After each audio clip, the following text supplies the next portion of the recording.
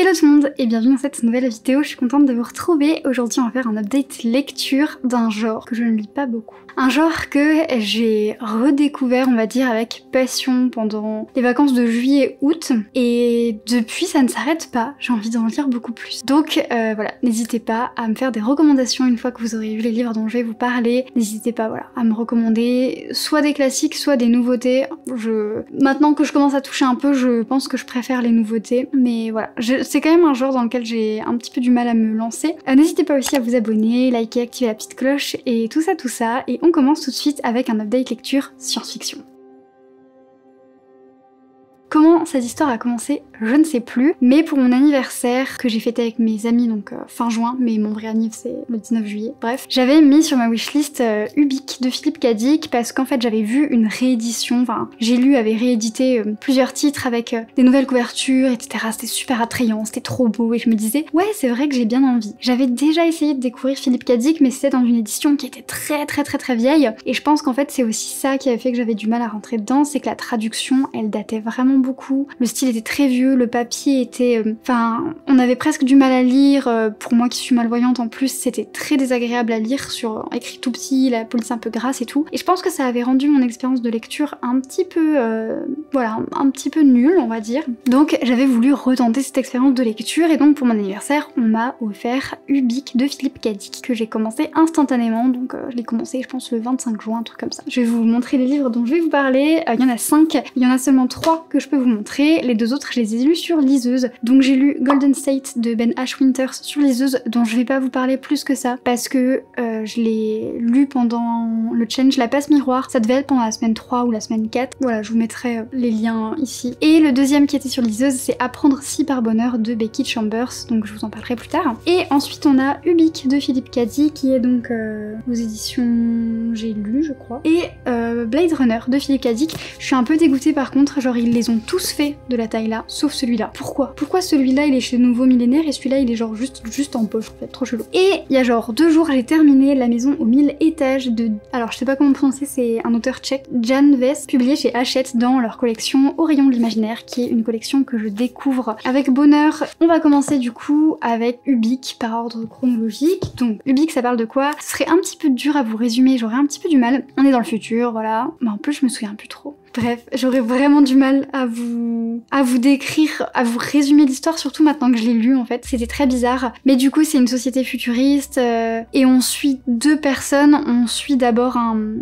riche président, directeur général d'une entreprise, et on suit un gars qui travaille pour lui. Enfin, on suit toute une espèce d'équipe de gens qui bossent pour eux. Et en fait, on est dans une société où il y a des gens qui ont des pouvoirs psy et des gens qui ont la capacité de un petit peu d'annihiler ces pouvoirs. Et donc, ce gars-là, sa société, c'est des gens qui annihilent les pouvoirs. Là, ils partent en mission sur la Lune pour un riche millionnaire pour essayer de trouver un de ces gars qui a un pouvoir et le mettre hors d'état de nuire en fait. Sauf qu'il se retrouve en fait pris dans un piège et à partir de là, c'est très dur à résumer sans en dire trop, mais donc voilà, il y a ce truc là. Et parallèlement à ça, on a plein de pubs pour un produit qui s'appelle Ubik et on sait pas trop ce que c'est, on sait pas trop ce que ça fait. Une vraie course-poursuite, c'est un truc de fou.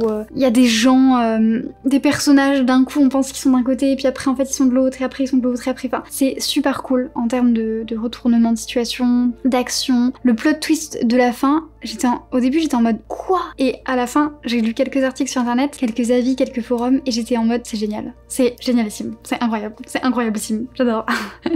C'était vraiment trop cool, je l'ai lu quasi d'une traite, c'était hyper immersif, c'était super chouette aussi parce qu'on suit un personnage qui est un petit peu un déchet, franchement c'est clairement c'est un anti-héros quoi, on n'a pas trop envie de s'attacher à lui et en fait on s'y attache quand même parce que bah il vit peut-être comme... il vit pas très bien, il a l'air pas très soigné et tout, mais en fait il a des valeurs et c'est quelqu'un d'intègre et... Enfin très vite on apprend à le connaître et c'est hyper intéressant et c'est hyper chouette. Par contre ça a été écrit dans les années 60 je crois et ça se voit un petit peu notamment par rapport au traitement de la femme. Donc voilà, si c'est des choses qui peuvent un petit peu vous gêner, le lisez pas. Moi ça m'a un petit peu gênée mais je me disais bon, relativise. Mais du coup il y a très peu de personnages féminins et elles sont assujetties à des rôles qui sont très genrés, la femme, le love interest, le sex interest. Ou alors il y a aussi beaucoup ce trope de il y a qu'une seule femme, mais elle est méga badass et elle a tous les pouvoirs qu'on peut avoir. Mais il y a qu'une seule femme. Mais c'était super chouette quand même, j'ai adoré. Vraiment, je suis trop contente d'avoir découvert Philippe K. Dick. Donc celui-là, super chouette.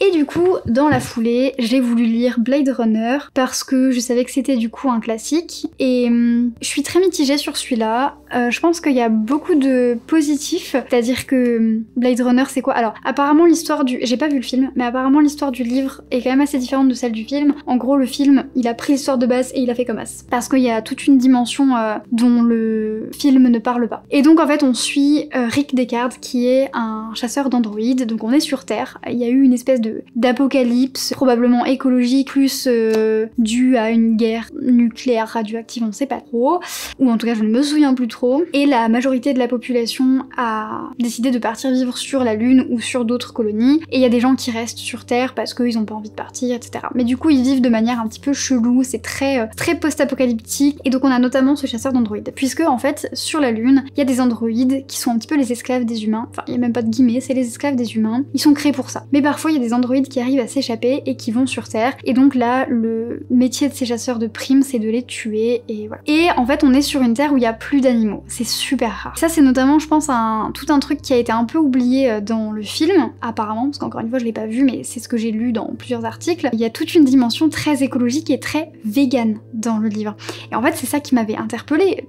Première page de ma lecture, du coup j'ai tapé sur internet, est-ce que Philippe K. Dick était vegan, est-ce que ce livre avait une portée végane? Et effectivement il y a plein de gens qui pensaient un petit peu la même chose, et là j'ai vu des comparatifs du film au livre, enfin du livre au film, et des gens qui trouvaient que cette partie un peu végane s'était perdue dans le film. Parce que du coup il y a plus d'animaux, ou alors c'est très rare. Les gens doivent respecter les animaux, faire attention aux animaux, et donc les gens ont soit des vrais animaux sur leur toit, soit des animaux électriques. Mais en général c'est quand même mieux d'avoir un vrai animal et de vraiment en prendre soin, d'essayer de l'inséminer, etc.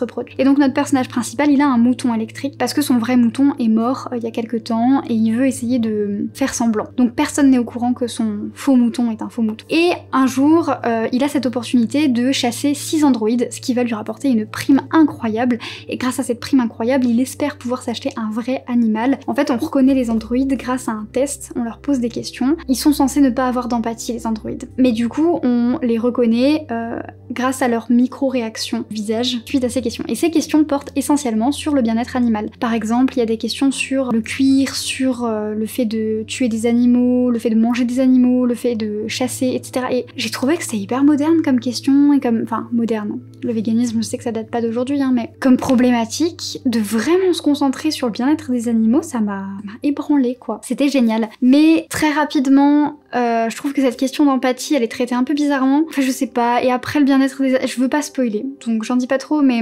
n'hésitez pas, si vous l'avez lu, n'hésitez pas à en parler dans les commentaires ou en message privé, mais j'ai l'impression qu'au bout d'un moment, il s'est un peu perdu dans son histoire d'empathie, et je me suis dit, il y avait un vrai travail à faire, que ce soit sur le personnage principal, il déteste les androïdes, et il y avait un vrai truc à faire sur est-ce qu'à la fin, il pourrait ne plus les détester et penser que c'est des gens comme les autres, et en fait, on pourrait faire un parallèle entre les animaux et les androïdes, qui sont les nouveaux esclaves des humains, etc.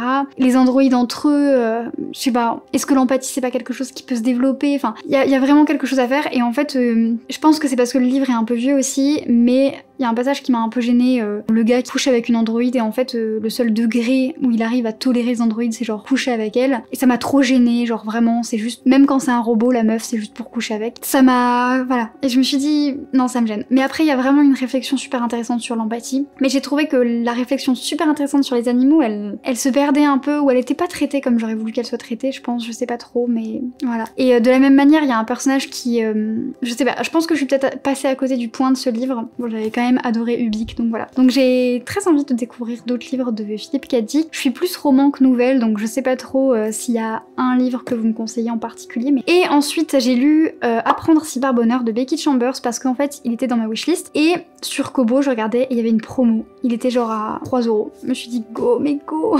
C'était super chouette, donc c'est ce qu'on appelle une novella je crois, donc c'est très court, c'est pas une nouvelle non plus, mais c'est pas un roman. On est dans un monde où les voyages spatiaux existent, voilà. On suit 4 personnes dans un vaisseau qui sont des scientifiques et qui ont pour but d'aller sur 4 planètes différentes, non pas pour la coloniser, mais pour en fait documenter sur ces planètes et dire voilà c'est comme ça, il y a ça comme minéraux, il y a ça comme végétaux, il y a ça comme espèces, etc., etc. Et du coup déjà je trouve ça trop cool parce que elle explique vraiment hyper bien que le principe c'est pas de coloniser, mais c'est de se renseigner et de documenter. Et du coup il y a vraiment, mais les personnages font attention, il y a beaucoup de moments où ils disent bon là faut pas déplacer ça, là faut remettre exactement comme c'était. C'est super chouette. Les personnages aussi sont super intéressants. Ça a l'air de tenir à cœur à l'autrice de parler de ces choses-là, de montrer des personnages qui sont en fait des personnages de la vie de tous les jours et de montrer de la représentation. En fait c'était super agréable à lire, c'était parce que en fait on le savait, on le comprenait que ces personnages mais par juste une ligne. C'était pas non plus le truc fondamental dans l'histoire, mais c'était juste assez pour que ce soit positif. Enfin je sais pas, moi ça me fait du bien en fait de lire de la diversité. Pourtant je suis une femme cis hétéro, enfin je veux dire j'étais ni concernée par la transidentité, ni par la pansexualité, ni par la sexualité, mais ça m'a fait du bien de lire de la représentation. C'est super intéressant. Je sais pas, le livre manquait peut-être un petit peu de rythme parce que c'était très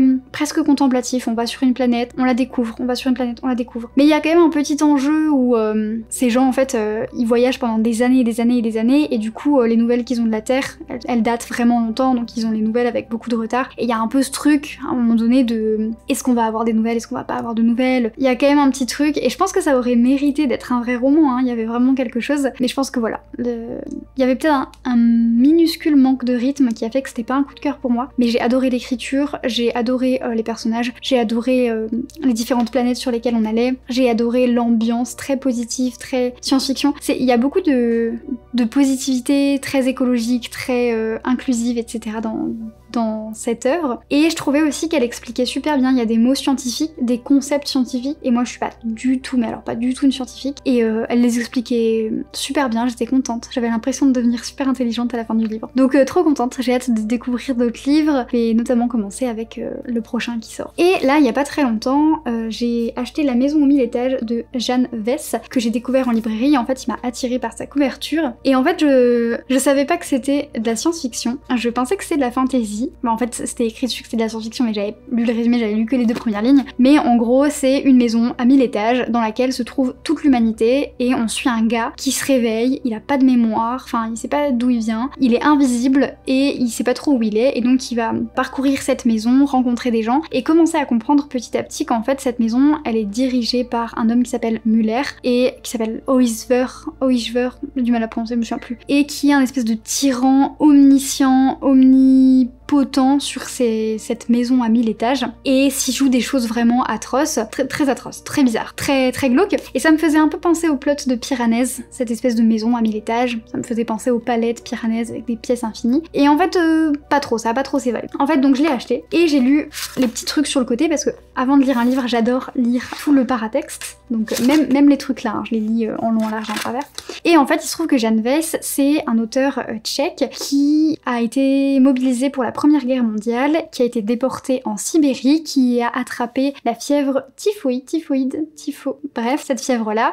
Fièvre qui lui a valu des cauchemars incroyables, intenses, vraiment horribles. Il les décrit vraiment comme horribles. Et ces cauchemars hantent ce livre. Il le dit lui-même, voilà, ces cauchemars étaient d'une réalité saisissante et lui ont permis d'écrire ce livre en quelque sorte. Ça l'a vraiment beaucoup hanté, les horreurs de la guerre, plus du coup les cauchemars liés à sa maladie. Et quand il est revenu de la guerre, à cause du froid, je suppose, ou de la maladie, je sais plus, mais on lui a amputé les 2 pouces. Donc voilà, il a eu l'air de vivre des trucs vraiment pas faciles, et il a écrit ce texte qui a été traduit donc en France, et ce texte date des années 1929, c'est l'un des premiers textes de science-fiction en Europe, en tout cas c'est vendu comme ça. Et j'étais méga intriguée, méga surprise en fait. Du coup c'est même plus vieux que Philippe K. Dick, c'est plus vieux que 1984, c'est plus vieux que... j'avais un 3e exemple mais je sais plus. Et donc ça m'a vraiment rendue curieuse, j'étais très curieuse. C'était super cool. Alors je suis quand même mitigée parce que c'est un texte qui date de 1929 et ça se sent un petit peu dans la manière de traiter les femmes, les personnes grosses et les personnes de couleur. Il y a un peu de racisme dans le livre, alors le racisme je pense que c'est le plus léger, mais c'est une manière d'appeler les autres, une manière de dire les noirs, les blancs, ce noir, les gens sont décrits par leur couleur, enfin les noirs sont décrits par leur couleur, les blancs sont pas décrits par le fait qu'ils sont blancs quoi. Donc ça déjà ça m'a un peu gêné, pas mal de trucs sur le colonialisme et tout, enfin on sent que l'auteur est hyper engagé pour les droits humains, il a été très heurté par tout ce qu'il a vécu, voilà, la condition prolétaire, la condition des soldats, etc. On sent que ça l'a beaucoup heurté et que ça touche son livre, mais genre les femmes, les personnes de couleur, tout ça, on s'en fiche un peu. Et je pense que en vrai, il s'en fiche pas. Peut-être que s'il était né aujourd'hui, voilà, il serait à fond féministe et tout, hein, clairement. Mais là, il y avait quand même un petit peu des petits problèmes. Donc il y a ça, la grossophobie. Genre, il y a plein de gens qui sont décrits par leur poids, par le fait qu'ils sont gros. Enfin, et puis tout de suite, les personnages gros, c'est des personnages méchants, pas beaux. Enfin, ça, c'est très gênant, très gênant. Mais ce qui m'a le plus gêné, c'est le traitement des femmes. En fait, j'en étais sûre, en l'achetant, j'ai dit à la libraire, j'ai peur que ce soit un peu misogyne. Et elle m'a dit, ah non, ça va pas être misogyne, tous les classiques sont pas misogynes, il y en a qui sont hyper progressistes, et il y a des livres actuels qui sont très misogynes. Et je suis d'accord avec elle.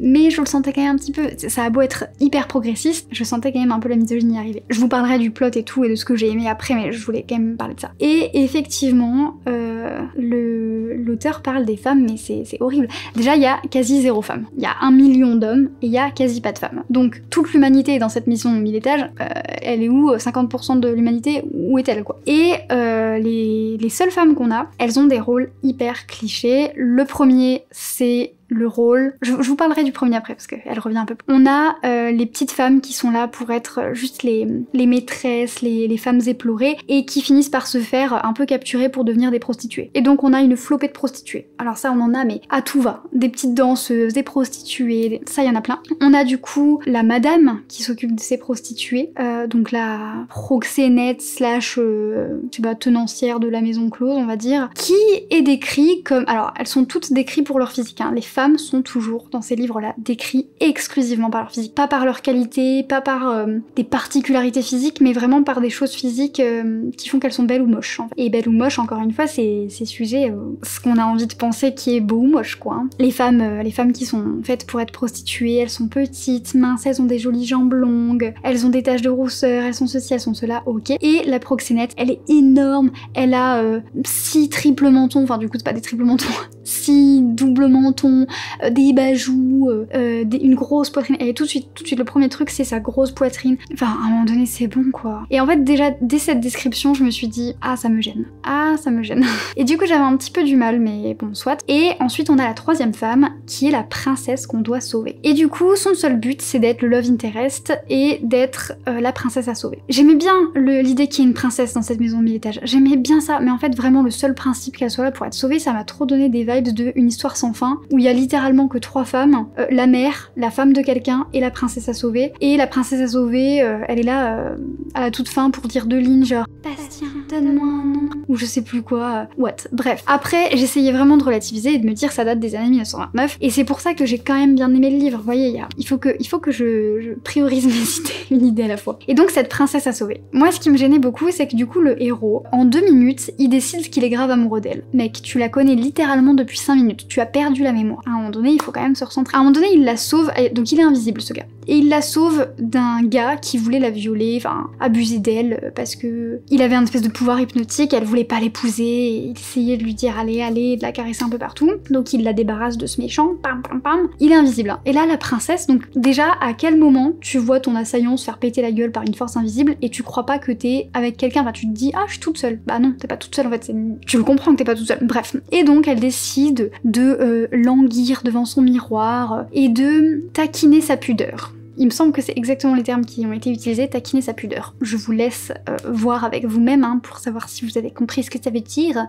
Donc elle taquine sa petite pudeur, et donc le mec invisible il est en mode bah oui mec, ne lui signifie pas que t'es là bien sûr. Au bout d'un moment, il vient vers elle, il s'approche d'elle et il l'embrasse. On peut pas taquiner sa pudeur tranquille sans qu'un fantôme vienne nous faire un bisou quoi. Donc bref, ils se font une grosse étreinte, oh là là, je t'aime, blablabla. Et après elle est folle de lui. Oh viens avec moi, ne me laisse pas, oh là là. Niveau représentation des femmes, ça n'allait pas du tout. Je m'en étais doutée, mais voilà. Mais sinon l'histoire était super chouette, c'était très inventif. Il y a toute une histoire aussi où du coup on nous parle aussi des étoiles, de colonies stellaires, etc. C'était super chouette. Vraiment, on dirait que ça m'a un peu fait penser au Petit Prince par certains aspects, certains personnages qui sont tellement caricaturaux, tellement grotesques, on dirait vraiment des personnages qu'il y a dans le Petit Prince. Et il y a un aspect presque conte en fait dans ce livre. Toute la dimension lutte sociale, elle est géniale. Vraiment, il y a toute une dimension où le peuple se soulève contre ce Muller, la classe ouvrière se soulève, les esclaves se soulèvent, etc. Donc on voit que l'auteur est quand même très engagé sur les droits sociaux. C'est juste qu'il a pas pris en considération une énorme partie de la population, mais encore une fois, je le répète, ça date des années 1929. Mais du coup c'était super chouette et la fin, au début quand j'ai lu la fin, je me suis dit ok, je suis un peu déçue. Et en fait, quand on connaît la vie de l'auteur, la fin elle est génialissime. Donc je vous conseille vraiment de, si vous le lisez, de lire la mini-biographie de l'auteur avant de lire le livre, parce que ça donne une compréhension vraiment différente du livre, je trouve. Donc je vous dis pas ce que c'est la fin, évidemment, mais elle m'a donné un sentiment vraiment de ah ouais, c'est chouette, c'est chouette. Donc voilà, donc c'est tout pour mes petites découvertes science-fiction, j'ai hâte d'en découvrir d'autres, j'en ai déjà noté quelques-unes, notamment certaines que je vous ai présentées dans ma pile à lire du Pumpkin Button Challenge que je vous laisse aller voir, mais je crois que je l'ai déjà dit ou déjà mise. Sur ce, je vous laisse, n'hésitez pas à me recommander des lectures de science-fiction, à me dire si vous avez lu certains de ces livres, hein. Pour l'instant je suis beaucoup dans les classiques comme vous pouvez le voir, ce qui est bien et en même temps pas bien, hein. Vous voyez quand c'est écrit par des hommes je rage, qui savent pas écrire les femmes. Sur ce, je vous laisse et je vous dis à la semaine prochaine pour une nouvelle vidéo.